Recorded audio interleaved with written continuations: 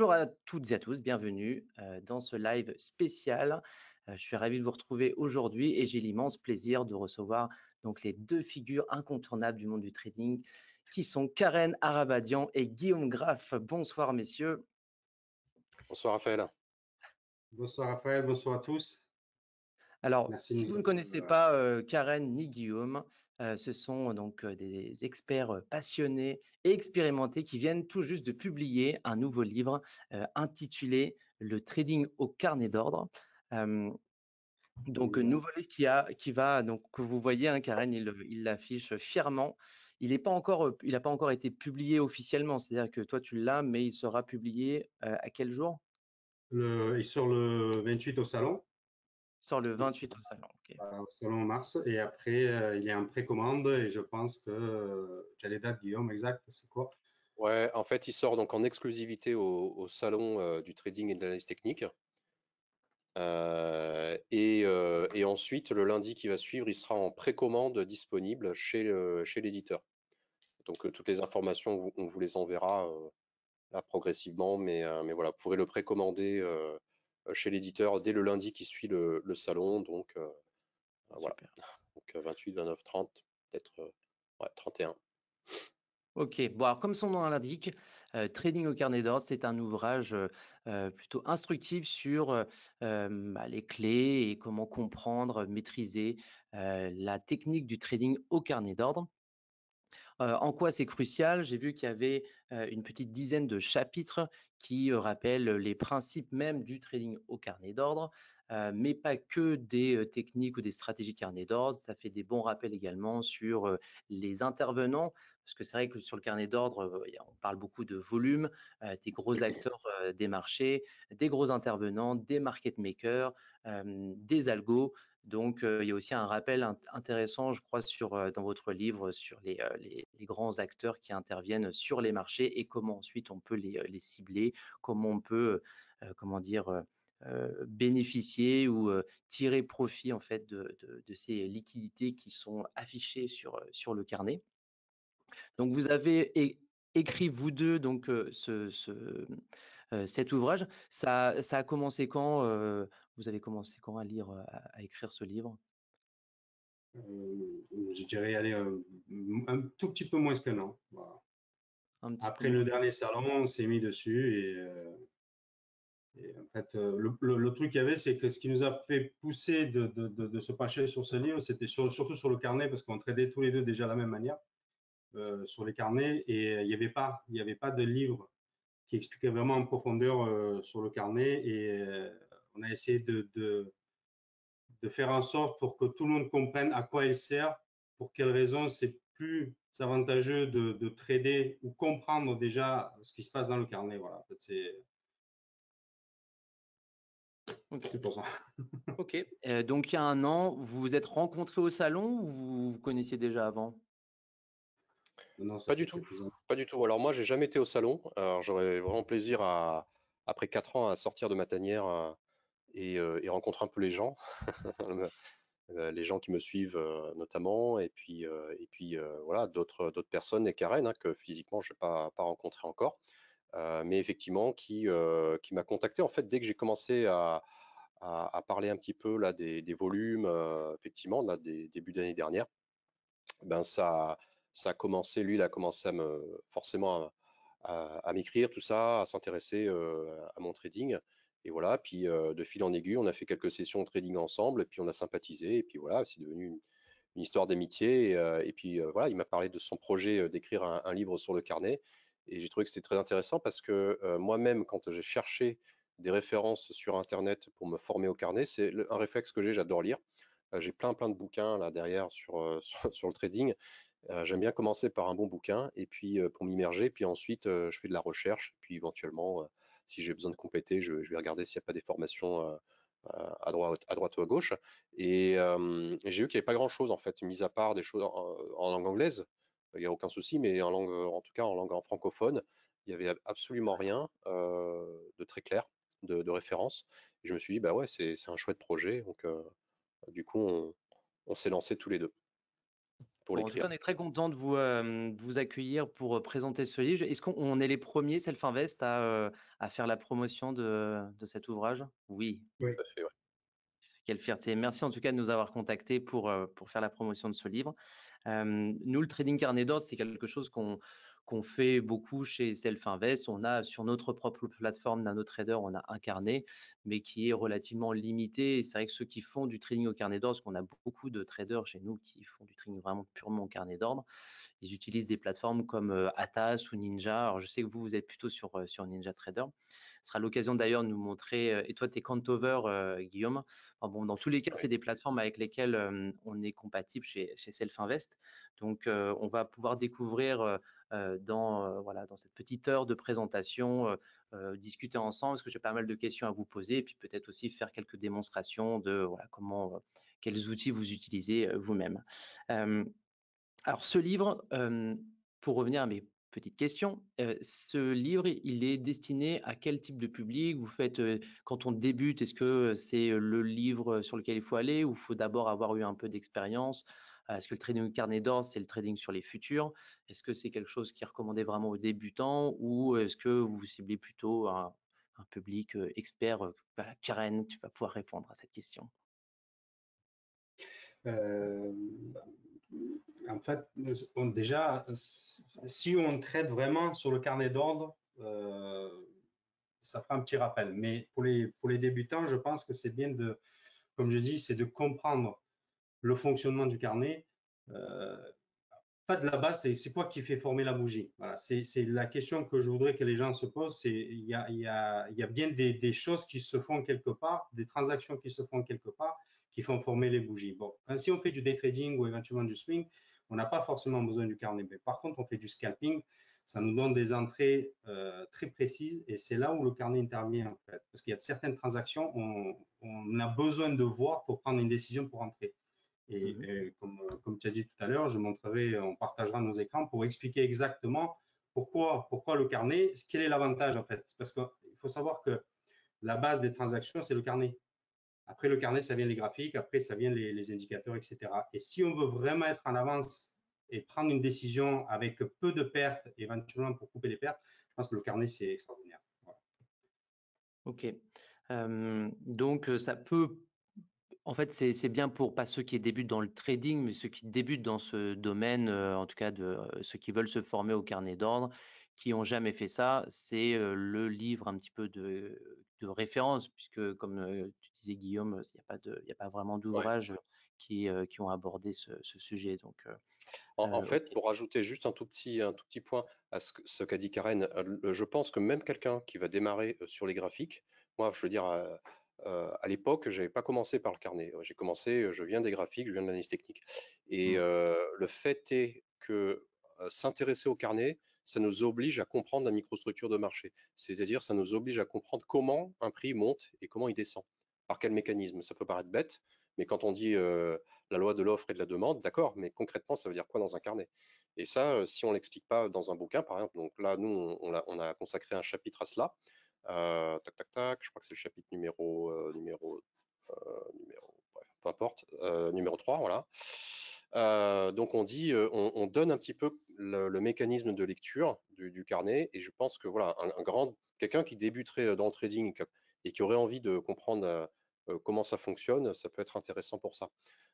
Donc ça s'adresse, je dirais, à des débutants en effet, parce qu'on va expliquer l'origine du carnet, d'où est-ce que ça vient.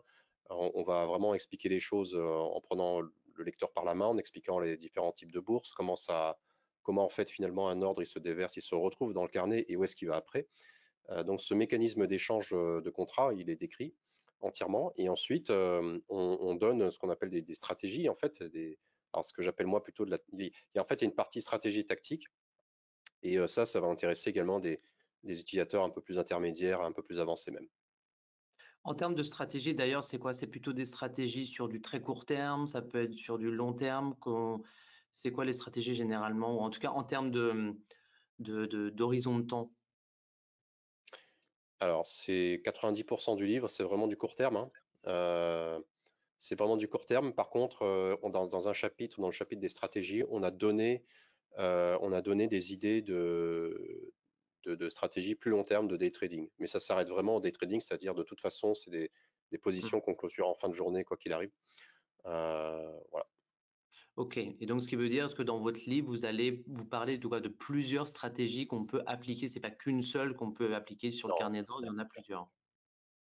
il y en a plusieurs. Alors Alors, après, ouais, je te laisse vas-y, continuer. vas-y, je t'en prie. Ouais, ce que j'allais dire, en fait, j'allais plutôt te tendre la perche, Karen. En fait, dedans, en fait, dans le livre, on a voulu que ce soit en fait une partie. Vous savez, dans stratégie, on entend la recette de cuisine hein, pour faire qu'une méthode, pour faire en sorte qu'avec une méthode, on gagne de l'argent. Mais moi, ce que j'entends aussi par stratégie, c'est la réponse à la question quoi? Qu'est-ce qu'on fait? Et donc, en fait, on a dans ce livre, il y a la stratégie dans le sens qu'est-ce qu'on fait et la tactique. Comment en fait on rentre dans le trade? Et finalement, le carnet d'ordre, c'est surtout un outil enfin, qui nous donne un avantage pour rentrer au bon moment dans le marché, c'est-à-dire avec de la tactique. Comment on rentre dans le marché à un instant précis. Et la partie stratégique du livre va nous donner, par exemple, un certain nombre de niveaux. Et ça, c'était plus la spécialité de Karen, par exemple, qui a traité de fond en comble le market profile. Et si tu veux en toucher deux mots, mais On aborde aussi le market profile pour tout ce qui est analyse au niveau des zones. Et après, que ce soit, nous on parle du market parce que on associe les deux, mais vous faisiez market profile, les graphiques, etc. En fait, ce qui est intéressant, c'est on fait les zones, on arrive sur des zones importantes, on sait si notre scénario c'est à l'achat ou à la vente, ce qui va nous donner l'entrée, c'est ce qui va se passer dans le carnet. Voilà. Parce que comme j'explique, on est sur les marchés centralisés, tout le monde voit la même chose, et ben, les plus gros, ils vont essayer de manipuler pour aller chercher plus de liquidités ou pas. Voilà. Effectivement, ben, sur les zones plus importantes, il y aura plus de liquidités à sens inverse ou dans le bon sens, mais c'est le carnet qui va donner l'entrée et la sortie, mais pas forcément les zones qu'on va faire sur le carnet, sur le market ou sur les graphiques. Quoi. tout à fait. Alors, si je fais un peu celui un peu contrariant, on va dire les puristes de l'analyse technique vous diront, bah moi, j'ai pas besoin, enfin, j'utilise pas le carnet, mais avec l'analyse technique, avec les indicateurs techniques, c'est grâce à ça que j'arrive à pricer de manière efficace mes entrées en position, mes sorties de position. En quoi le carnet d'ordre est mieux ou est-ce qu'il complète en quoi ça peut vous apporter quelque chose en quoi ça peut apporter à un trader quelque chose de supplémentaire quand il fait que de l'analyse technique? Bah, si je me permets, si on prend la chronologie des exécutions d'ordre, on va dire en premier, c'est logiquement, c'est le carnet d'ordre. C'est là où il y a les ordres sont posés et les ordres sont exécutés. Par rapport à l'absorption qu'il va y avoir dans l'inside print, je vous montrerai tout à l'heure ce que c'est l'inside print, à partir de là, il y a les bougies qui vont se former.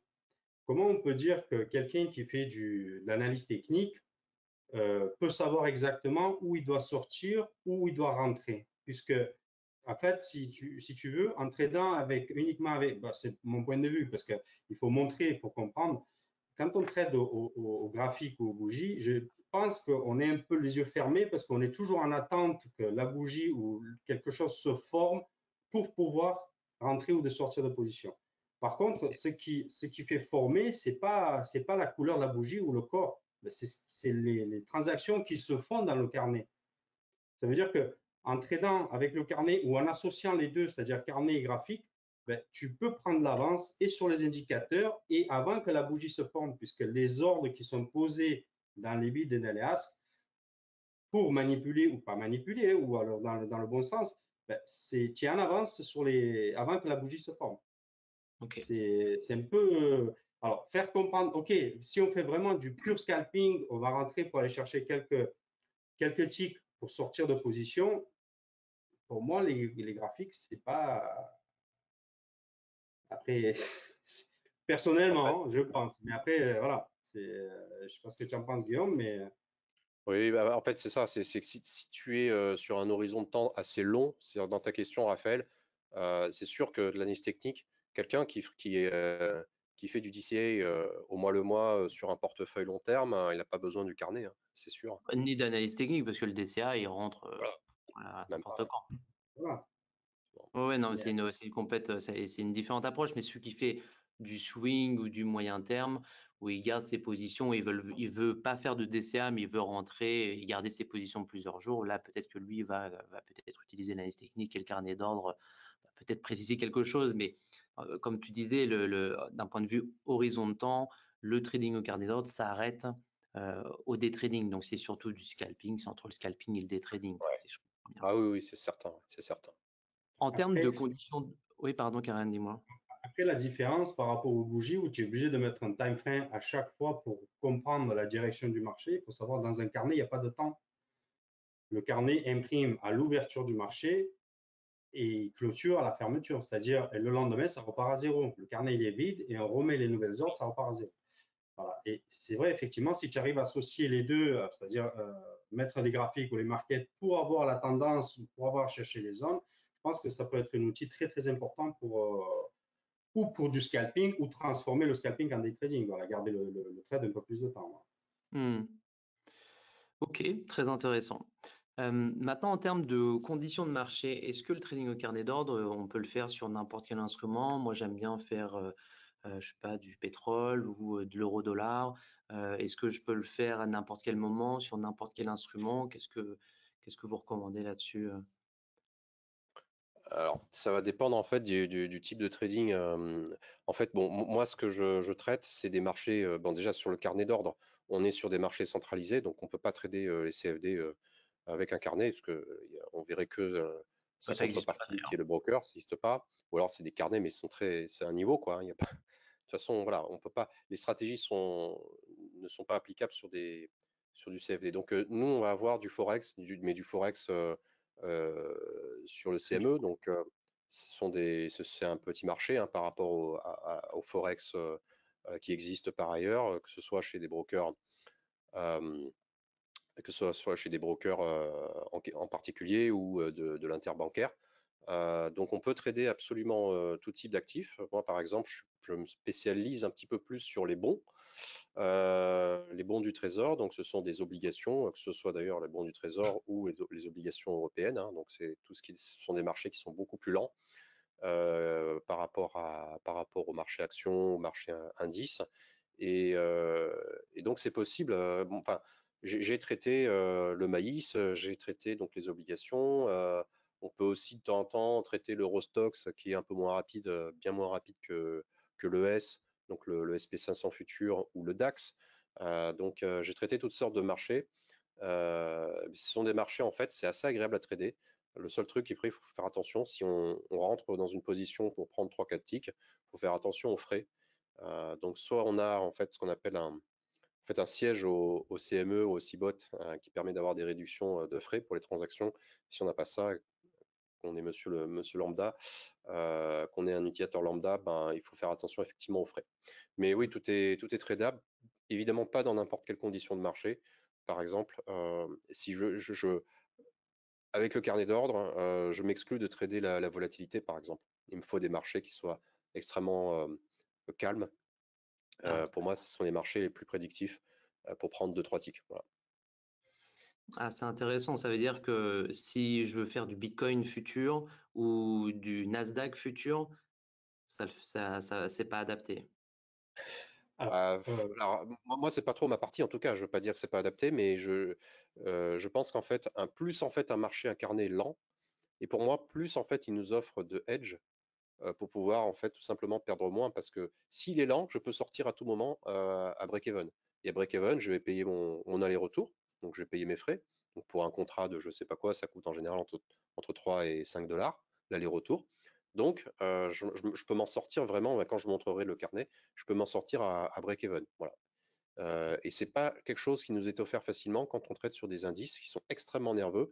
Je rentre, je gagne, je perds, mais il y a moins cette notion de je sors à break-even parce que je le sens pas.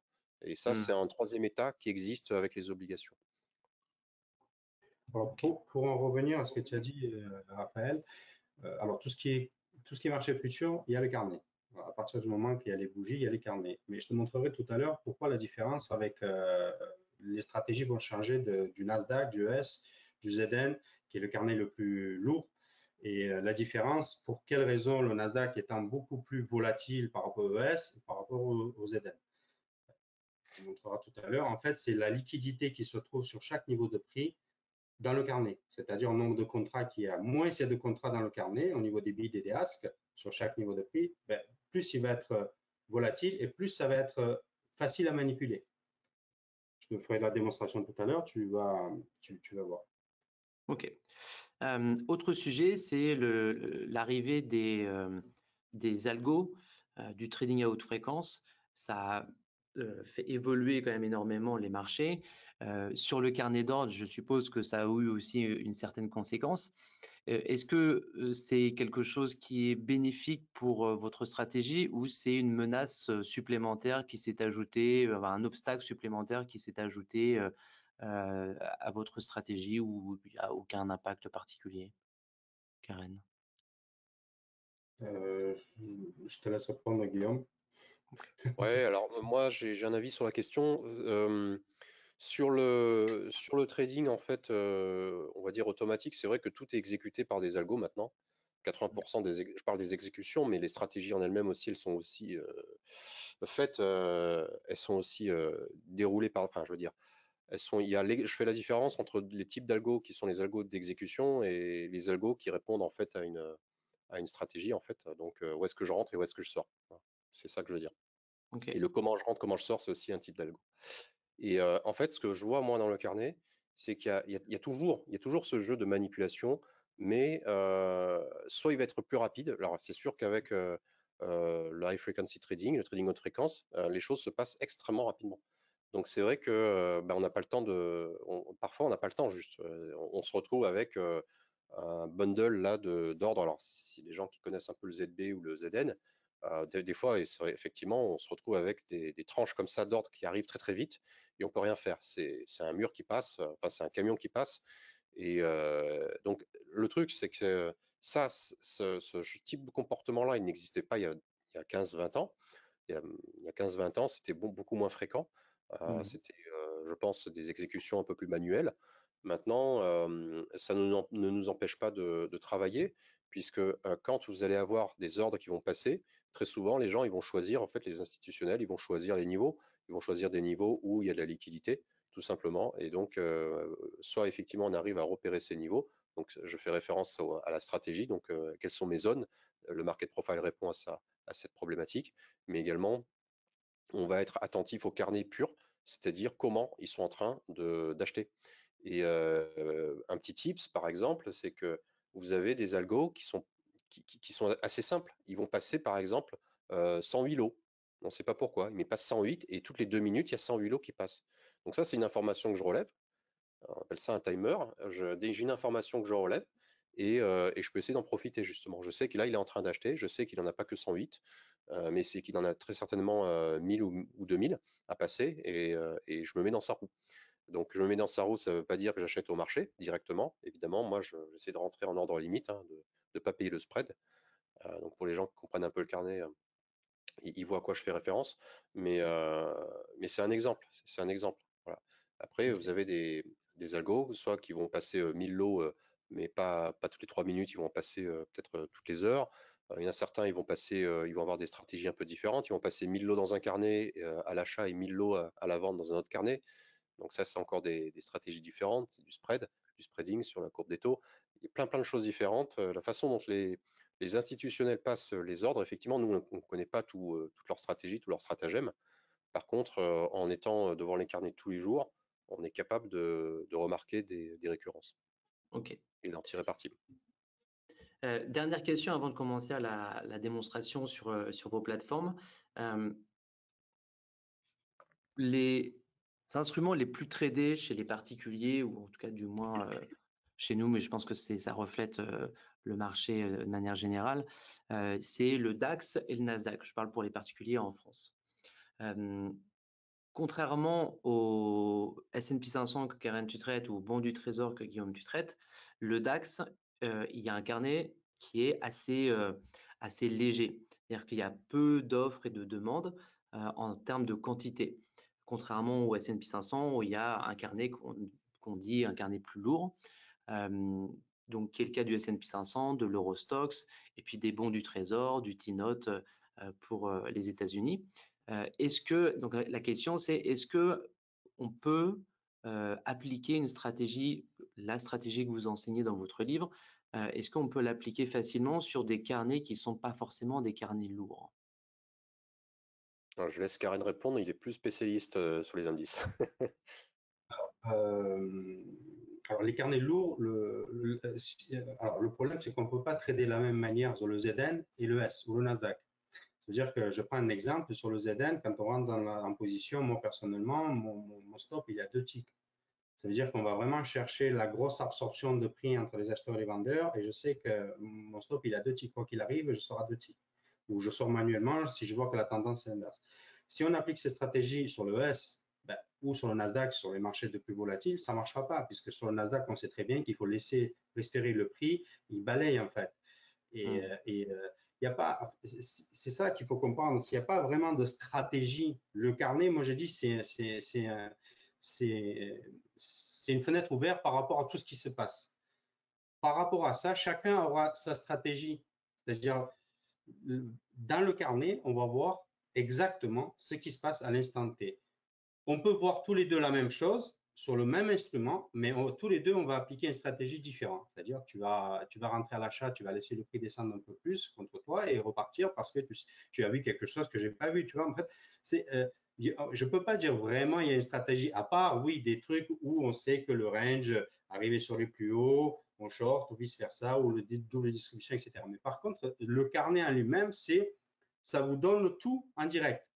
Et chacun fait sa stratégie propre. On peut dire oui, on voit le spoofing, attention, il faut faire ça. On voit les fameux dump and pump, c'est-à-dire le marché est manipulé, il sort de la zone, il rentre, ou autre chose.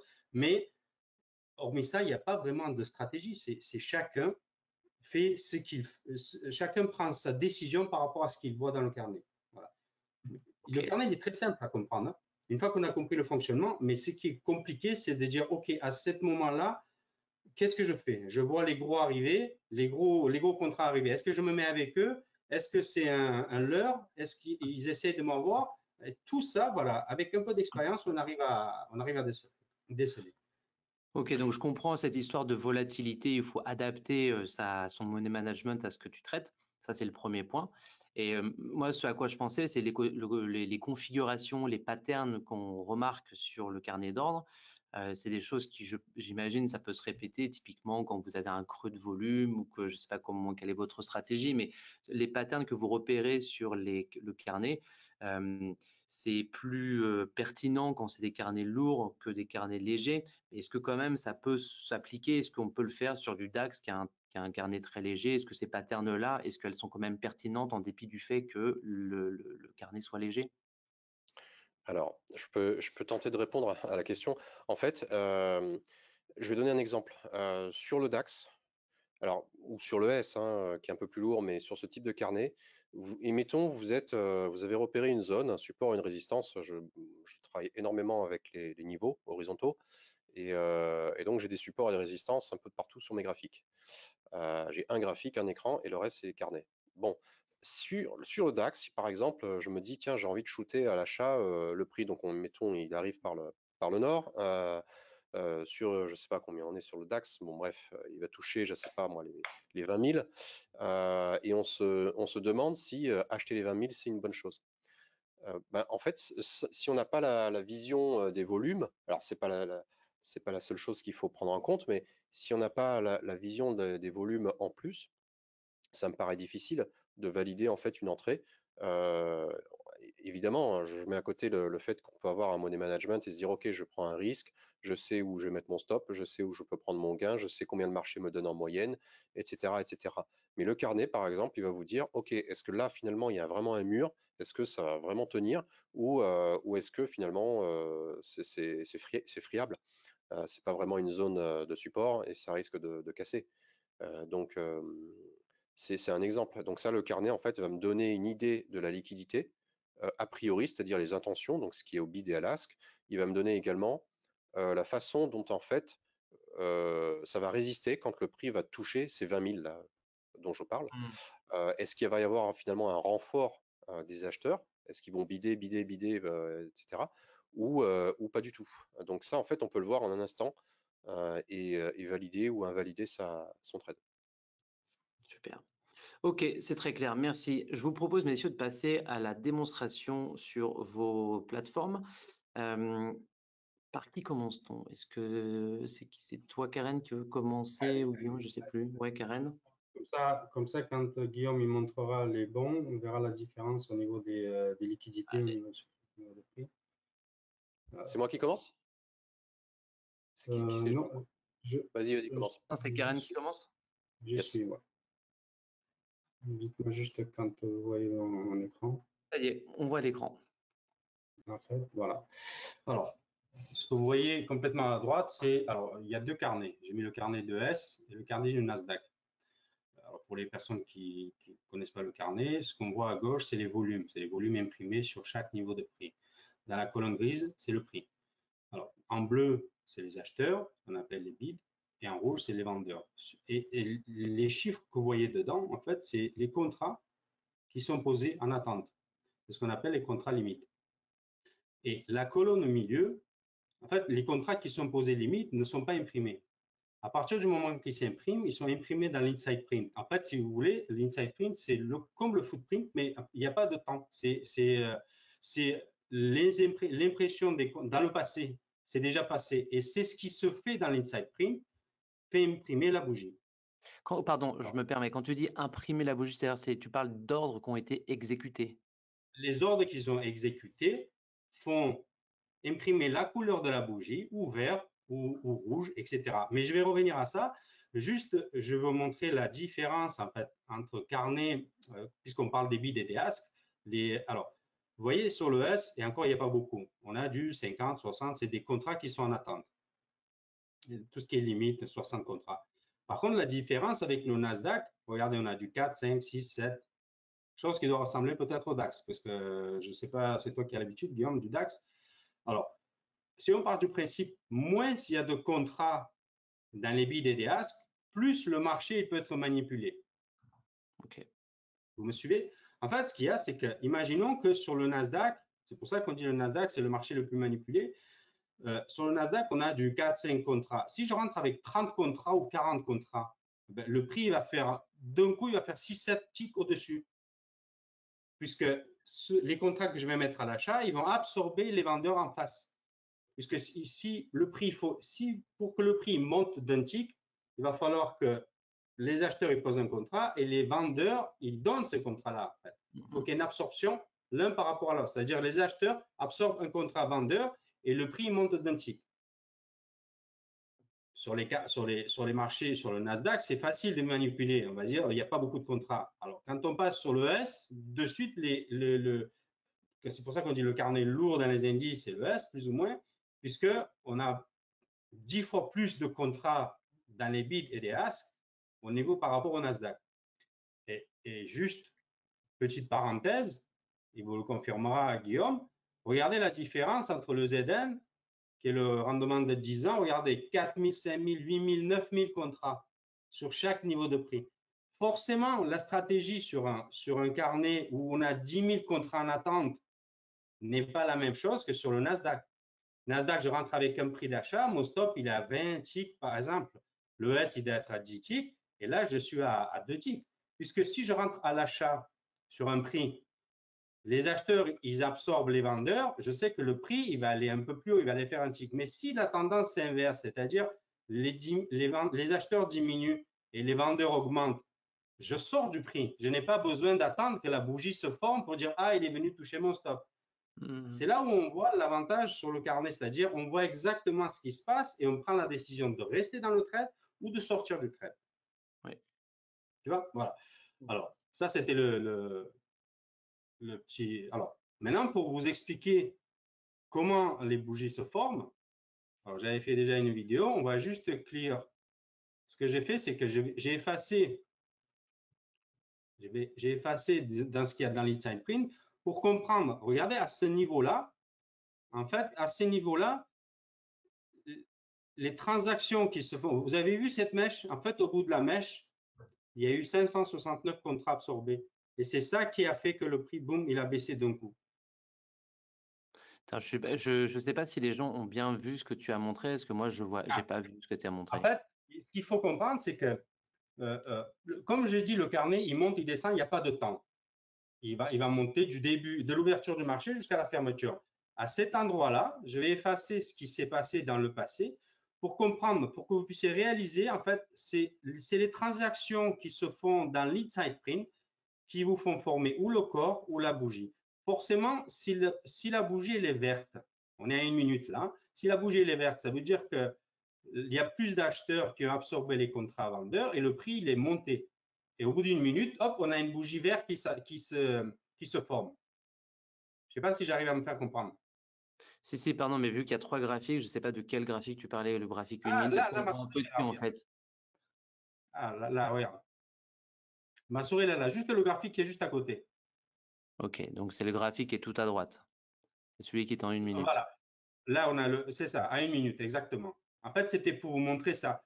Ok. Comment en 1 minute, on est à 36 secondes. Je vais juste effacer à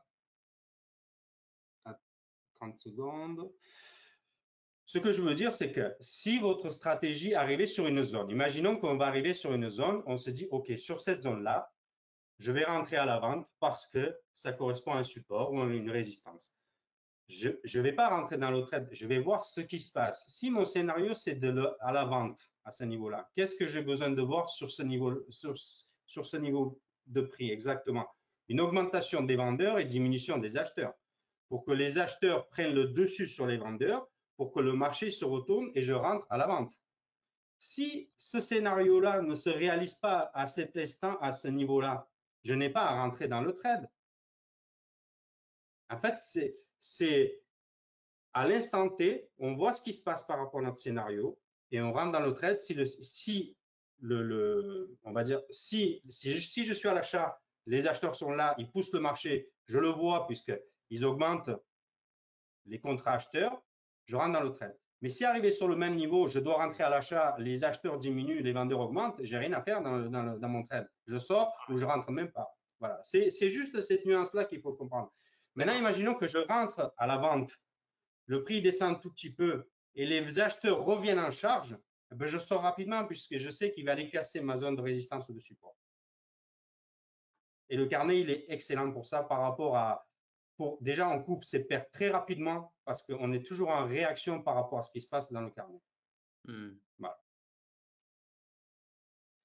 Ok, très bien. Est-ce qu'on peut Au début, ça a l'air compliqué, mais après, c'est une question d'habitude et de la logique. En fait, euh, maintenant qu'on a l'habitude, oui, mais à force de travailler sur le même instrument, on arrive à voir les choses, Ouais, les l'œil. manipuler. Il y a, voilà, je le laisse. Ah ouais. Guillaume, on passe à toi? Ouais. Allez. Alors, c'est moi qui prends la main, c'est ça? C'est tout à fait ça. Show my screen. Ok. Tu vois mon écran? Là, on voit très bien, là. Ouais. Ok. Oui. Donc, je vais commencer par décrire. Donc, oui, si vous voyez pas mon curseur ou si c'est tout petit, n'hésitez pas à faire un drill down avec la molette de la souris si vous êtes sur un PC. Ça permet de regarder dans le détail, parce que j'étais en train de le faire avec le partage de Karen pour voir plus en détail. Donc, vous avez de gauche à droite ici. Donc, d'abord, la plateforme c'est Quant Tower. Donc après, je l'ai paramétré à mes soins, mais sinon, j'utilise également Jigsaw. J'ai la licence, très belle plateforme également. Ici, vous avez donc le ZN. Donc ça, ce que vous avez sous les yeux, ce sont des obligations du Trésor américain. Donc, vous avez ce qu'on appelle plusieurs maturités. Vous avez ici le 10 ans, le ZN, ça s'appelle le ZN, vous voyez ici. Le ZF, le 5 ans, donc. Là, ce sont des obligations un peu plus long terme, le 30 ans ultra, UB. Et là, le 30 ans normal, ça s'appelle le ZB. Dans le carnet qu'a décrit Karen, en bleu et en rouge, donc ça c'est une convention, le bleu c'est toujours les achats et c'est toujours à gauche, le rouge ou le rosé là, c'est toujours à droite et c'est toujours en fait les vendeurs. Ce que vous avez ici, ce sont des carnets qui sont dits lourds.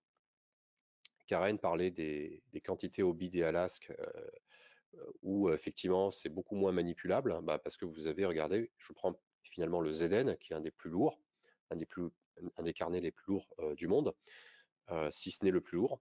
vous avez des quantités à 4000, 8000. Donc, qu'est-ce que ça veut dire, encore une fois, pour les gens qui ne sont pas spécialistes du carnet?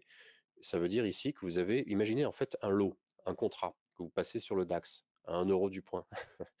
Ben là, vous imaginez, vous en avez 8000 ici, là, sur le 111 apostrophe 035. Vous avez 8353 contrats, c'est-à-dire ce sont des intentions d'achat, ce sont des ordres limites, des intentions d'achat qui sont posées ici. On ne sait pas si ce sont des vrais achats, on ne sait pas si finalement ils seront honorés ou pas. Parce que quand on regarde l'intérieur, ce qu'on appelle l'inside print, ce que Karen en a déjà parlé, ben, on peut voir finalement combien il a fallu de contrats pour monter d'un tick. Vous voyez ici le 111 035. Ben, pour passer au tick suivant, il en a fallu 879. Ici 494. Ici 993, vous voyez, et là c'est pas encore fait. Donc finalement, on est bien loin des 4000, des 8000, des 6000, d'accord? Ben parce que tout simplement, ça c'est la liquidité d'intention annoncée, et ça c'est la liquidité finalement effective. Pour gagner finalement un tick, bah, des fois il suffit d'un quart, d'un demi, d'un tiers, d'un cinquième de la quantité ici visuelle. C'est-à-dire que là, il a fallu que 800 lots, là 500 pour passer. Parfois, c'est pas aussi simple, vous voyez. Regardez, là, j'ai un exemple qui est assez flagrant. C'est-à-dire que pour descendre, les vendeurs ont dû appuyer massivement. Ils ont passé 1200 lots, 1600. Là, il y a eu un petit aller-retour, 2400. Donc, ils ont fourni énormément d'efforts pour descendre. Et finalement, les acheteurs, pour monter, bah, ils ont fourni beaucoup moins de liquidités. Donc, on a un marché, on va dire, un peu plus en faveur des acheteurs à instant T. On ne peut pas tirer des conclusions, mais c'est ce que je vois là maintenant. C'est-à-dire qu'en fait, les vendeurs sont présents, ils appuient très fort, mais les acheteurs, qu'est-ce qu'ils font? Ils absorbent. Regardez, vous avez une intention de 10 000 contrats, c'est énorme, 10 000 contrats. Un contrat sur le ZN, je le rappelle, c'est 100 000 $. Quand vous prenez un seul contrat, si vous posez 100 000 $, c'est le prix d'un appartement en région française, vous posez 100 000 $ sur la table. Après, c'est le broker qui vous prête de l'argent. Mais voilà, pour vous faire réaliser la quantité d'argent astronomique que vous avez dans ce carnet-là à l'heure où je le commente. Donc, ils ont absorbé 2400, ils ont fait un petit tour juste en dessous, et là, les acheteurs ont contre-attaqué, ça monte. Voilà. Donc ça, en fait, c'est une situation où finalement, les acheteurs ont la main. Voilà. Donc ensuite, vous avez des carnets. Pourquoi j'en affiche plusieurs? Et est-ce que je les lis tous en même temps? Ça, c'est une question qu'on me pose aussi assez fréquemment et à laquelle je peux répondre, si on a encore un peu de temps. En fait, je les lis pas tous en même temps, c'est pas possible. Mon attention, je n'ai qu'une paire d'yeux, elle se concentre que sur un seul carnet, et donc j'essaie d'être le plus attentif à ce carnet-là. Maintenant, ce dont je peux avoir besoin, c'est de vérifier des corrélations. Vous voyez ici, j'ai un 108 000. C'est comme sur les indices. Là, c'est un chiffre rond. Qu'est-ce qui se passe sur le ZF, qui est le 5 ans, sur ce chiffre rond? Est-ce qu'il y a une résistance? Est-ce qu'il est défendu? Donc ça peut me donner en fait des indices, parce que globalement, les obligations, elles se suivent, hein. Elles se suivent. Donc c'est très rare quand l'une monte et l'autre descend. Ça peut arriver, mais c'est quand même assez rare. Donc il y a quand même une corrélation. Vous voyez la ligne blanche, c'est quand j'ai réinitialisé ce qu'on appelle réinitialiser les carnets. Donc là, je vais le faire maintenant. Donc là, j'ai réinitialisé les carnets. Donc toutes les quantités que j'ai commentées, elles ont disparu dans l'inside print, hein, et j'ai tout aligné. Donc quand on regarde plusieurs carnets, on va surtout regarder quel est celui qui va monter plus vite que l'autre. Est-ce qu'il n'y a pas en fait un mouvement qui s'amorce sur une obligation et donc et pas sur l'autre, et peut-être que l'autre est en retard. Donc ça, c'est une information précieuse pour moi, puisque je vais pouvoir l'utiliser pour éventuellement rentrer dans le marché, pour rattraper entre guillemets ce que les autres ont fait. Donc voilà, un petit Petite peu question, pardon. ouais. Euh, Juste pour comprendre, donc en bleu c'est le bid, achat, en rose c'est la vente, et donc au milieu tu as le bid TR, c'est triggered, ça veut dire que ça va être exécuté. Ici, alors en fait, c'est un Par peu le exemple, contraire. 742, voilà, c'est ça, c'est exécuté. 742, c'est le nombre d'ordres agressifs, donc des ordres marchés. C'est le nombre d'ordres vendeurs. Tu fais bien de poser la question parce qu'on se dit, bah, bon, ça, si ça, c'est à l'achat. Bon, bah, ça, c'est à l'achat, en fait. En fait, non. C'était Ok. trop simple sinon. Donc, en fait, les vendeurs apparaissent à gauche et les acheteurs apparaissent ici à droite. dans l'inside print, toujours. Donc en fait, en bleu, vous voyez, en fait, on se repère avec les couleurs. Donc tout ce qui est en bleu, finalement, dans mon carnet, ça réfère aux acheteurs. Tout ce qui est en rose, ça réfère aux vendeurs. Et ça, c'est quoi? C'est les contrats vraiment exécutés Oui, et ça, c'est cumulés, c'est la pas en une réelle. fois. Exactement. C'est le nombre de contrats qui sont passés dans le marché. Vous voyez, là, en fait, il y a eu 743 contrats vendeurs market qui sont passés à 111,050. Ils ont été absorbés parce que finalement, là, ça n'a pas suffi pour faire baisser le prix d'un tick. Il y en a ici présentement 3700, 3400, vous voyez, et là, hop, ils ont renforcé à 5000. Il y a 1400 contrats acheteurs qui sont passés au niveau juste au-dessus, au tick du dessus. Donc voilà, ça n'a pas été, les 743 n'ont pas été suffisants.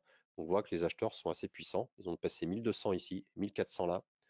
Et là, on va voir en fait si, donc là c'est normal qu'on en ait un petit peu moins, mais si les acheteurs arrivent à alimenter cette zone ici, c'est-à-dire à passer des intentions de poser des ordres limites à 0,55, eh bien, donc là, c'est ce qu'ils n'ont pas fait. Donc les vendeurs sont de nouveau rentrés à la vente avec des ordres agressifs, et là, ils continuent. Donc là, on a un petit jeu de va-et-vient qui s'opère sur ces niveaux-là. Voilà. Donc ça, c'est les vendeurs. Ici, ce sont les acheteurs. Comme le disait Karen, le carnet et de toute façon le trading sur futur, c'est toujours une transaction entre un ordre agressif, c'est-à-dire au marché, et un ordre limite. Toujours. Ok. Il faut se dire que le marché, il monte d'un tick ou peu importe le nombre de ticks, c'est à chaque fois il y a une absorption l'un par rapport à l'autre. Voilà. Si les acheteurs absorbent les contrats vendeurs, le marché il monte. Les vendeurs absorbent les contrats acheteurs, le marché il descend. Et ça constamment, tout le temps, tout le temps. Sinon, le marché ne bougerait pas. S'il n'y a pas d'absorption l'un par rapport à l'autre, le marché ne peut pas bouger. Et quand tu dis absorber, c'est-à-dire qu'un acheteur qui absorbe un vendeur, ça veut dire quoi? C'est-à-dire que c'est un acheteur Regarde. qui entre au marché. Alors, visualise juste. Alors, le prix, pour que le prix il fasse un tick, il faut que les acheteurs mangent un contrat vendeur. Ça veut dire que l'armée bleue, il faut qu'il gagne sur l'armée rouge d'un tick.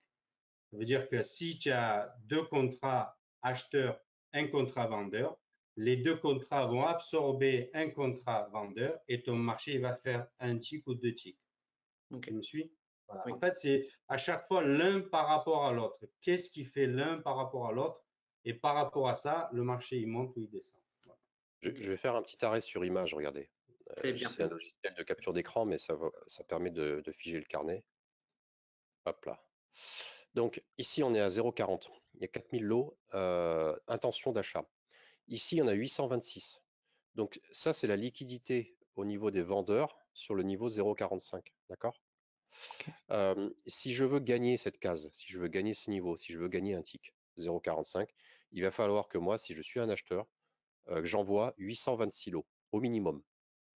Si là, maintenant, là, j'envoie au marché 826 lots, bah, c'est parfait, je gagne ce tick-là et le prix, en fait, va monter d'un tick. Donc, on sera dorénavant, ensuite, là, ici, ça sera blanc, enfin, ce sera rose, ce sera vide et on aura gagné le tick. Donc, ça, c'est la quantité, Ok. qu'il faut pour gagner ce tick. Ah oui, parce que là, le prix sur ta capture écran, c'est 111,040, le prix du marché. C'est ce qui est en Là, noir. ouais, alors on appelle ça, il y a pas de prix moyen, on dit toujours le prix, c'est 0,40 bid et 0,45 ask. Comme ça, on Ah, sait exactement où est le spread. Mais en général, c'est des marchés tellement liquides que le spread, c'est un tick, point barre. ah oui. Ok. Donc pour monter, il faut que les acheteurs absorbent. Et là, on voit par exemple. Pour monter, il faut que les acheteurs donc absorbent les vendeurs s'il y en a, et s'il n'y en a pas, pour monter surtout, il faut qu'il y ait des ordres au marché qui viennent consommer les vendeurs qui sont ici. En fait, il faut venir taper les ordres vendeurs assez Hmm, rapidement. hmm. Mm. Ok. Et dans vos stratégies, alors à quel moment vous dites là il faut acheter, là il faut vendre? Alors, dans les stratégies, justement, nous, ce qu'on cherche déjà à expliquer, c'est ce mécanisme-là, donc évidemment de façon posée, avec des exemples et illustrés. Donc, quand vous verrez cette même typologie, en fait, le livre est en couleur. Je ne sais pas si Karen pourra le montrer après. C'est que il y a il y a des, comment ça s'appelle? Voilà, on explique un Ah, il peu y a beaucoup de... exactement Ouais. voilà, le carnet. Il y a des exemples de trades. Je vais te montrer. Voilà, par exemple, des exemples de stratégie. Hmm. Ah, voilà, c'est Voilà. Ok. Tout ça est expliqué comme ça. Donc nous, on essaie d'illustrer avec des cas en fait concrets. Où est-ce qu'est l'absorption, comment en tirer profit, où est-ce qu'on place son stop, etc., etc. Ok. Et on a une grosse partie sur en fait, dans le bouquin, il y a pas mal de chapitres. On en a combien? Il y en a au moins une bonne dizaine, quoi. Ouais, 9 chapitres. Et on a élagué, on a enlevé des choses pour pas que ce soit trop, pas que ce soit un pavé. Donc en fait, on y parle aussi de psychologie. On y parle donc il y a les stratégies, il y a l'environnement de trading aussi. Enfin, c'est vraiment tout. Gestion des risques. On n'en a pas parlé, mais c'est ultra Hmm. important. Euh, donc voilà, et on explique effectivement les différents acteurs de marché pour comprendre en fait en fait, c'est un truc aussi, on explique assez souvent, c'est que nous, on n'a pas envie de se retrouver au milieu d'une bataille de géants. On aime bien les marchés justement où il n'y a pas trop d'institutionnels, des marchés liquides, mais avec des gens comme nous, des amateurs, plutôt des retailers, que de se retrouver au milieu d'algo pendant les vacances avec des batailles d'algo qui s'envoient des 3000 et des 4000 à la figure. Ça, Hmm. c'est difficilement exploitable. Donc, il y a des heures marché qui sont exploitées. C'est ce qu'on explique. Il y a des types de marchés qu'on aime et pas d'autres. Voilà. C'est pour ça que je fais une petite digression sur le contenu du livre parce que pour te répondre, c'est pas qu'une recette de cuisine, c'est aussi beaucoup un environnement. Oui, compris. Ok, bon, et ben écoutez, merci pour cette démonstration, Karen et Guillaume. Je pense que ça a été très clair. Euh, on me demande si ce livre existe en numérique ou est-ce qu'il va exister en numérique. Euh, il existe en numérique chez nous, forcément, mais je ne sais pas. Pour l'instant, non. Pour l'instant, non. Peut-être à l'avenir, question. Mais pour l'instant, ça fait pas partie du package. Non, il faut du papier, il faut regarder les belles images qui sont. En plus, si c'est un livre en couleur, c'est agréable à lire quand même. Ok, Exactement. super. Bon, eh bien, merci à vous pour cette démonstration. Merci pour nous avoir voilà, apporté un petit peu de contenu et de valeur ajoutée sur cette technique au carnet d'or. J'espère que ça vous aura plu, chers auditeurs, et que vous serez motivés à venir nous rencontrer donc au salon de l'analyse technique vendredi de la semaine prochaine, vendredi 28 mars, où Self-Invest sera évidemment présent comme depuis 20 ans, ou en tout cas depuis que ça a commencé. On n'a jamais comment dire, manqué un événement. Donc nous serons là, nous aurons même une salle privatisée où il y aura des tas de conférences. Mais voilà, c'est une super journée franchement où on est passionné de trading. Moi, je me mets toujours à la place des gens qui viennent. Je me dis, c'est vrai que moi, si j'étais passionné de trading, c'est vraiment la meilleure journée parce qu'il y a beaucoup, beaucoup de conférences et pas que des salons. Et c'est une vraie chance parce qu'il y a énormément de salons en Allemagne qui existent, qui sont des salons où vous allez rencontrer que des plateformes, que des brokers. Ce qui est bien, vous pouvez discuter avec eux, mais il y a très peu de conférences. Et André Malpel oriente beaucoup ça vers le contenu, vers de l'animation. Donc, vous venez vraiment apprendre des choses sur le trading. C'est un super rendez-vous. Prenez votre journée, prenez votre billet de train. Rendez-vous à Paris. En plus, c'est un super endroit. Donc, ce sera l'occasion de rencontrer Karen, Guillaume, d'acheter leur livre, de vous le faire dédicacer en plus, ce qui est une vraie chance. Vous allez pouvoir frimer devant vos Je amis. viens de très loin pour ça, pour vous rencontrer. On sera près de la cafétéria, a priori. Ok, Les livres. c'est Je bien sais pas où noté. c'est. Je vous dis où c'est. Rendez-vous pris en tout cas. Merci à vous, messieurs. Bonne soirée. Et puis, on se redonne rendez-vous donc au salon la semaine prochaine. Prenez soin de vous. À bientôt. Tiens, Bye merci. bye. Merci.